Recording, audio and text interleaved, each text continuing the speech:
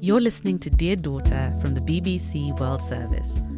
I'm Namilanta Kombo, and you might remember that back in our first episode, I took the kids to the planetarium. I don't think you'll enjoy it, Mum. It's a bit of grown-up stuff. Well, what did you think of the planetarium? It was nice. I liked the song at the end. E equals MC square. E equals MC square. What about your brother? Do you think he enjoyed? He fell asleep. he's only 3, and maybe he was just sleepy. But now for this episode, something a bit different. Usually on the show, I collect letters for daughters, but this week, the letter's for me. My name is Musikari Nazi Kombo. You are my daughter. I hope so. We hope.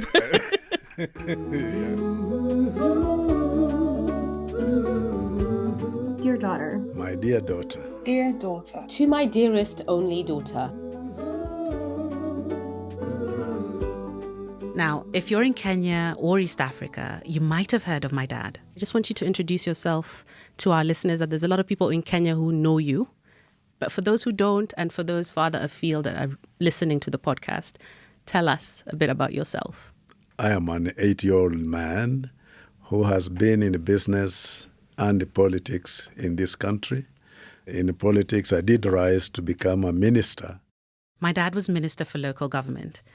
He was also an activist for democracy during Kenya's single-party system. He was a member of parliament, and he's been a lifelong campaigner against corruption. And who are you now? Now I am enjoying life of retirement. Mostly I enjoy playing with my grandchildren and also playing my golf. I'm really excited that you're here and in my space at the BBC studio. I'm just thinking back to a time when you were a cabinet minister, and one day I decided I'm going to come into the office with you.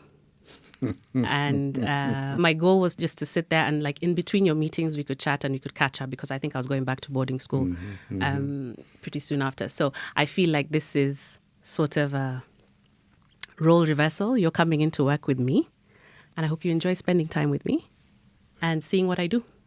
I'm glad to be in your space, my daughter. And yes, I'm going to enjoy every moment. But we are going to talk about some stuff today that I feel like you and I have talked about it over the years. It's big stuff, but it's not going to be painful stuff, because I think that we've kind of talked about you being away and me coming to an understanding about what you were doing while you were away. So there's an echo here of the issue I was talking about with Selene in the last episode, about how to balance work and parenthood. My dad was a great businessman and dedicated himself to a life of public service, which I truly admire. Being a man of his generation, he was able to pursue his ambitions. And when it came to career and family, work won every time. And that meant for me and my siblings that when we were growing up, he really wasn't around that much.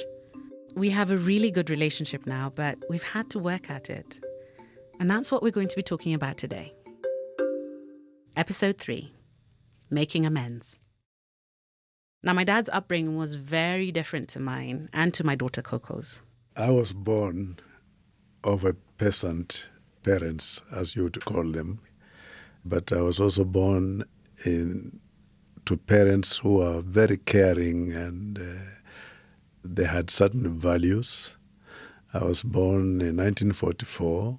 I went to school 4 miles away from home, so I used to walk every day, 8 miles to and fro.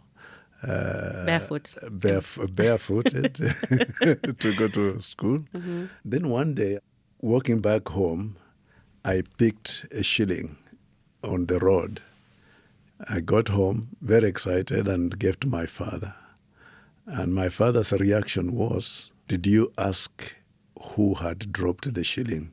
Now, I'm not sure whom I would have asked, but he was so upset with me, caned me, and made me walk back to where I had picked the shilling with him. And he went to the houses or villages, homes around the place, asked whether anybody had dropped a shilling. No, that is something that really has stuck in my life, that my father gave me to understand that what is yours, and what is not yours is not yours.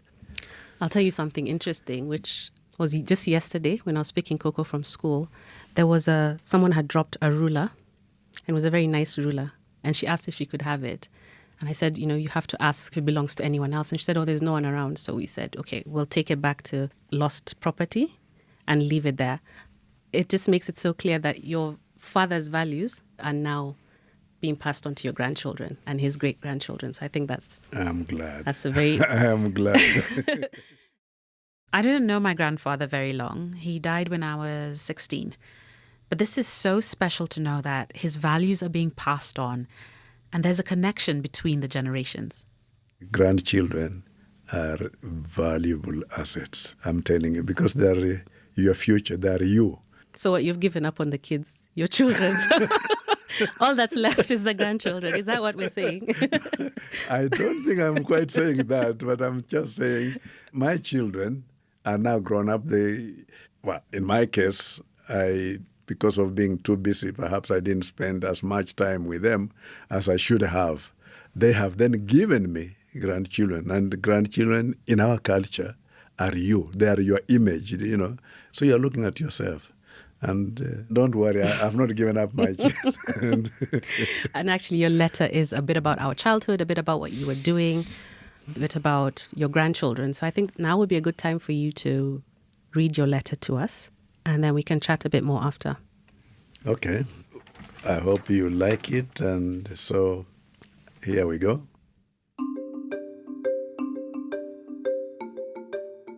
My dear daughter, I am writing this letter to establish my profound love for you. Every week, when I pick Coco up from school, that's your daughter, I think of how different life was for you and your siblings. You were born when I was in business and grew up when I was in politics. This meant I was forever on the road. Like in business, my plunge into politics was total because I believe in giving all I have to whatever I'm doing. Both business and politics took me away from you as you were growing up. I want you to know that as I've grown older, I've often regretted that I did not give you my total attention.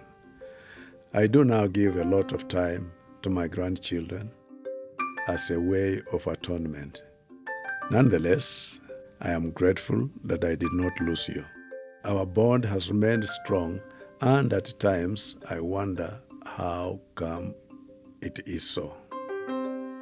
One thing that helped us to remain close is our family values. Your mother was the glue that held our family together, and as my daughter, I hope you have learned something there. The strength of a woman can hold the family together. Let me hasten to say that whenever possible, I was available. I've fond memories of you all in my Land Rover, which you nicknamed Bone Shaker, visiting one national park or another. I also think fondly of the times we spent at the coast. You loved the beaches, and I loved watching you all play on them. My home was open to all, and I loved seeing my children's friends feel welcome. Sometimes I pitied your mother at mealtimes. She often did not know how many would come to the table. We did not complain because we valued the bond of friendship. This is the second pillar of a happy life, true friendship. I am glad you have lived by it. You still bring your friends to our house, and believe me, we are always thrilled when you do so. Our home is still open. I still see you as my little girl. As a grown-up, I also see you as someone with whom I can share my innermost secrets, and I know they will be safe. We have often discussed why I am an anti-corruption crusader, and you have given me the thumbs up. I'm happy you understand me in this regard and you accept my position. I am proud of you and your siblings. Please be one of the pillars that will ensure my legacy lives on. Please be that glue that ensures your own family is upright and steadfast. Lots of love, Dad. I think one of the biggest things that stand out about my childhood, our childhood, was those trips and the bone shaker. And why did we travel around Kenya so much as kids? I guess, as you know, my earlier life in business, I was involved in also hotel industry. So I guess I was trying also to show you what I'm doing, but I also enjoy the beauty of Kenya. I think Kenya has many, many wonderful places. Yeah, and I think it's something definitely, I hope you're seeing your kids are doing it as well. We take the kids. Probably we weren't getting the discounted rates that you were getting, because now I realize that must have been a big factor. We are a big family. So it must have helped. Yeah. So from the beginning of the letter, you talk about the differences that you have seen between the relationship you're having with Coco compared to the one that you had with mine, picking her up from school. Yeah, but ours was a bit different because you were away a lot. That's kind of what I'd like to start talking about. I know you were away for work. First it was business and then it was politics. So for me, in my childhood, Dad just wasn't there. Can you tell me how that felt for you? What was your perspective in terms of the family and not being there? I think at the time, you don't see it. At the time, my whole life is buried into either the business to make sure that the business is successful. And I think that that's the only way I'll be able to give you decent education. In politics, it's a different perspective. You are serving the whole public and so on and so forth. So you don't quite see it. It's only after my retirement, you guys put me down and said, Dad, do you really want to continue with this kind of life? And then as I watch you people with your own children, that's when I started reflecting, maybe I could have done better. Maybe I should have been there on this occasion. Things that I hear from my grandchildren. Your only daughter, Coco, once I said to her, you better grow up quickly, learn how to drive so that you can be driving me around. And she looks at me and says, Grandpa, by the time I started driving, you will have expired in this world. So those, they're really fun. And I enjoy that. And sometimes I say to myself, maybe my own children could have said these little things. Maybe, I don't know. I think you've just reminded me of that conversation, like we all sat you down and said, this should be it. And I think maybe it prompted this thought process for you because everyone was really emotional. There were a lot of tears that day. And I think it's because we were tired of seeing you moving at this speed, stressed out, spreading yourself thin. And you say that you're very lucky to still have a good relationship with your children. And I agree, but it's because, you're not a bad person. You've been there for us. It's not to say that you have not been there for us. It's just to say that we missed you while you were there for a lot of other people as well.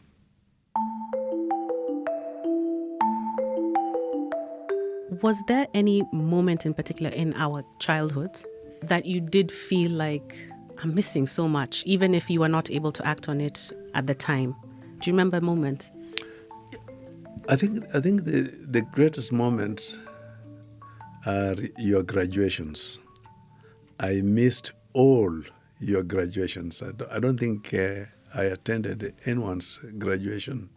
When I think of those moments, I do miss them. Yeah. But when you were in high school, occasionally I came for those visits. You once came with some politicians, had a meeting at school. So, I remember the visits. And you did try. You did come when you could. But you see, there's me. Instead of coming on my own, I'm coming with other politicians. I remember that. I think there's photos of that.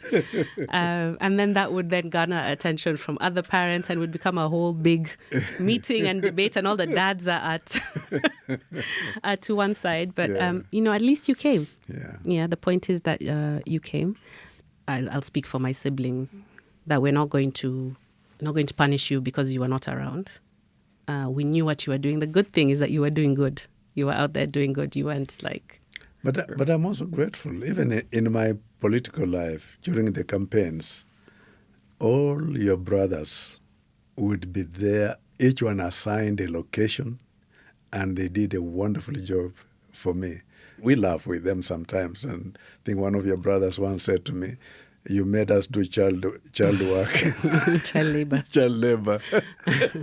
but in jest, just... Yeah. Just even thinking about those campaigns, and I just remember my mom being... I don't even know if there's a word. Sometimes I try to describe her and it's difficult. I use a force. I use the word force. She's just a force. And I just vividly remember her at campaigns. She was on top of everything in terms of your campaign, managing that, managing the finances, and managing the kids and the home. And you speak about her in the letter, talking about her being the glue that held the family together. So I think you had a massive support system with the type of partner you have in my mom. Yes, she was a strong person in every aspect of my life, whether I was in business. She entertained my visitors, visitors from all over the world. I remember your parties. Yes, and when I went in politics, she managed my political life and managed the home. Each time I arrived home, there would be over 100 people. Literally. Literally, in the home. And she would manage, even feed them. And they would go away extremely happy. On the election day, she would sit in the counting hall. Yeah. And sometimes they would go on for 3 days. With that jacket. The long jacket that she had. Yeah, and the torch. Making sure that my votes are not going to be stolen. Yeah. One incident, for example, in politics, because what I was doing sometimes was dangerous. I could have been killed. When I was going to move a motion in Parliament, and I had produced the list of shame, which named people who were corrupt in this country. We were at home, lunchtime. Then all of a sudden we are told there's a contingent of policemen at the gate. They wanted to prevent me from going to Parliament to do my presentation. So she organized herself. While she was talking to the police, she was also organizing for me to jump over the hedge.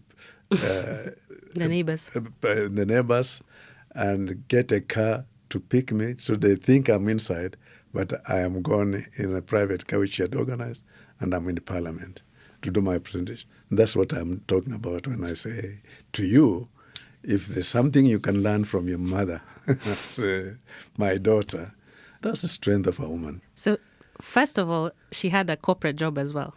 Yes. So I don't know how she was, if she got extra hours in her day.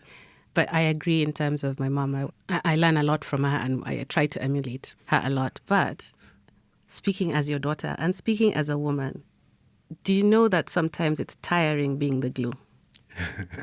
Sometimes you're holding these bridges, you're the bridge holding things together, but you just want to be the river flowing, just free.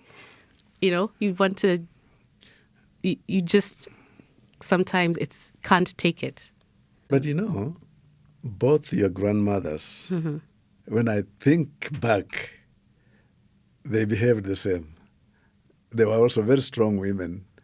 Yeah, so maybe I took for granted that a woman can do all these things, but That's.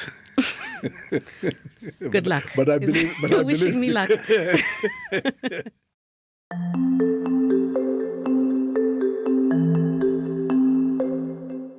I loved my children, and nothing. All this business of being away, I can say it's unfortunate, but I loved my children. I don't think we ever doubted that. Yeah. I don't think we ever doubted that. It's just the fact was that you were missed. And your children will not understand. When they're younger, like Coco's age, Yes. all she understands is that you were not there for For her birthday. or you were not there, you didn't come on holiday this time, yeah. So those are the things that, until they understand, you just have to hope that you can make it up to them in another way that they understand, which is mostly time spent. Right now, we're going to a science fair after this. She has a science fair in school. And I think those are the things that matter. It's the little things. Yeah. And like I say, this is not the first time by far we are having this type of conversation. We've had harder conversations in the past. You and I, you and my sisters, particularly. And I think that has gone a long way in restoring the connection and creating a bond in a different way, a new way. It will never be what I hoped for at 14. But I feel like it is what I would like now. And that's only happened by us having long conversations. And I've been recording you in the past, do you say, how long has it been? Maybe a year? Last year? Last year. Yeah, it's been a year. And we need to resume the recording. We need to go back to it. But I've been recording you just talking about yourself and your life. We've gone through different parts, family, political life, business life, whatever you feel like saying. We've been talking for about an hour. I think it's been amazing doing that and just creating that bond with you. What do you think? Let me say this, and you can pass the message to your siblings. No conversation is too difficult for me between me and my children. The pride of being a parent, I might look like I'm not listening, but I can tell you, I change course when I'm told I'm wrong by you children of mine, and I will continue talking to you and you recording, because I'm hoping at the end of the day it can be my memoirs. And here I was thinking you just liked spending that hour with me chatting. No, I would like to pass it on to the rest of the world, because there are values I strongly believe in, and which I would like to come. But this is you still on public service. This is still you wanting to serve the public. But really, this has been so amazing for me. I'm honestly telling you now, it's been really amazing for me. And to be honest, one of the things, it's really sad, but one of the things I'm afraid of is forgetting the sound of my parents' voice. No, don't worry. I'm not going anywhere. I'm not going anywhere.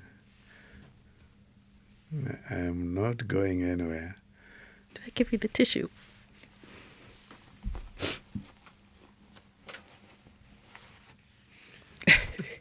It was for you, but it...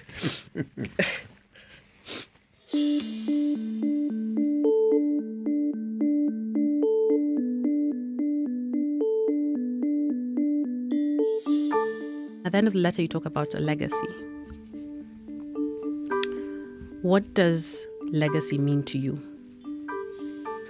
I hope I can be remembered for something that I stood for in this country, which is good governance, good values. As an anti-corruption crusader, I get very angry what I see today. I could say things here, but which I don't want to say. This is dear daughter. Remember. So I don't want to politicize too much. But the value of what is yours, what is not yours is not yours. But if you know it's not yours, don't steal it.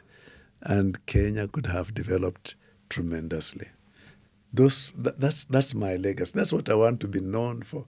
Not as Mr. Clean, But as a man who stood up to say to Kenyans, to the world, and I'll die still saying it, please don't steal. Thank you so much for coming onto the podcast. I appreciate it. We've got a science fair to get to. Thank you very much. Are you okay? Yeah, I'm fine.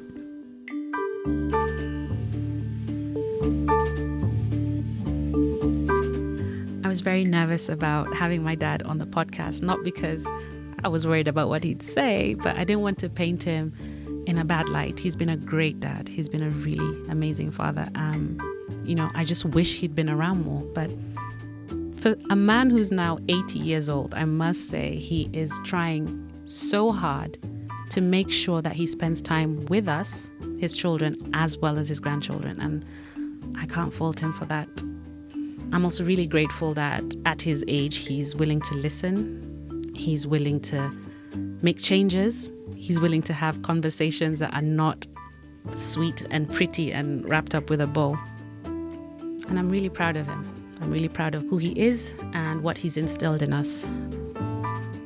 I've also been finding the recordings that we've been doing about his life just invaluable to me and very cathartic. So I'm just wondering, have you tried anything like this with your family members? I'd love to hear what you've been talking about. Please send us a message or a voice note via WhatsApp on +44 800 030 4404.